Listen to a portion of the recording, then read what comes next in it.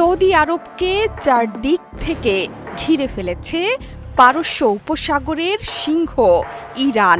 দেশটির প্রতিটি তেল ক্ষেত্রকে পুড়িয়ে দিয়েছে ইরানি ড্রোন আর মিসাইলের বহর। আপাতত তেল পরিবহনে হরমুজ এড়িয়ে লোহিত সাগরকেই বেছে নিয়েছে রিয়াদ, কিন্তু এখানেও হুমকির মুখে যুবরাজের তেল পরিবহন। লোহিত সাগরে ইরানি অবরোধের হুমকিতে দিশাহারা সৌদি আরব। যুদ্ধ বাঁধিয়ে এখন কোনো কুল কিনারাই করতে পারছে না। ইরানকে প্রতিহত করা এবং নিজেদের বাঁচাতে মরিয়া চেষ্টা চালাচ্ছেন সৌদি যুবরাজ মোহাম্মদ বিন সালমান। এর মধ্যে পাকিস্তানের সেনা এবং যুদ্ধ বিমান মজুত করেছেন নিজ দেশে। বিশেষজ্ঞরা বলছেন, ইরানের বিরুদ্ধে চলমান যুক্তরাষ্ট্র এবং ইসরায়েলের যুদ্ধে সৌদি আরব যদি সরাসরি অংশ নেয়, তবে পাকিস্তানের সাথে দ্বিপাক্ষিক প্রতিরক্ষা চুক্তি চালু করবে রিয়াদ। শুধু তাই নয়, সৌদি আরবে এখন অবস্থান করছে পাকিস্তানের এক ঝাঁক যুদ্ধ বিমানের বহর।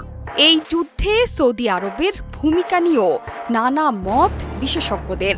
ইরান যুদ্ধে সৌদি আরবের প্রায় প্রতিটি তেল স্থাপনায় বিধ্বংসী আঘাত হেনেছে শহীদ আয়াতুল্লাহ আলী খামেনির দেশ ইরান।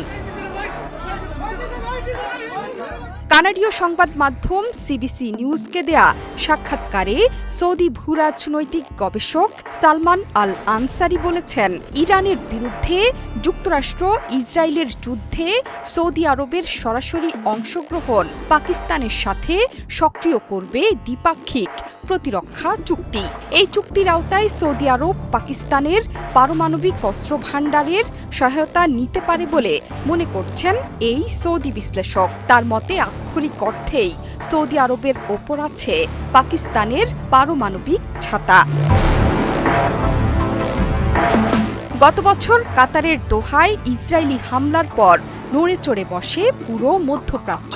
সে সময় সৌদি আরব এবং পাকিস্তানের মধ্যে স্বাক্ষরিত হয় পারস্পরিক প্রতিরক্ষা চুক্তি।